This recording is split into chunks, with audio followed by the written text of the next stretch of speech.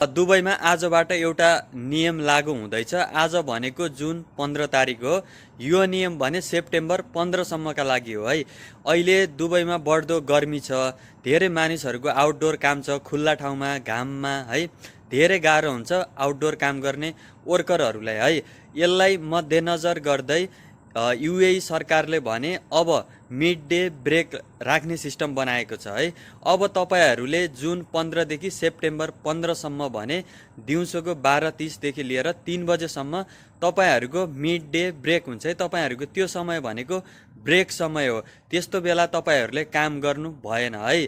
त्यो बेला तपाईहरूको आराम गर्ने समय हो है यो मिड ब्रेक भनेको। अर्को कुरा भनेको यदि तपाईहरूको कम्पनीले तपाईहरूलाई जबरजस्ती काममा लगायो त्यस्तो गर्मीमा भने प्रति व्यक्ति 5,000 वा धेरै व्यक्ति भए 50,000सम्मको जरिवाना कम्पनीलाई तोक्ने नियम पनि बनाएको छ युएई सरकारले है। यो भनेको तपाईहरूको स्वास्थ्य र सुरक्षालाई मध्यनजर गर्दै युएई सरकारले यो नियम ल्याएको हो है। तपाईहरूले आफ्नो अधिकारको बारेमा जानकार हुनै पर्छ है। पर्याप्त पानी पिउनु होला, आफ्नो ख्याल राख्नु होला है।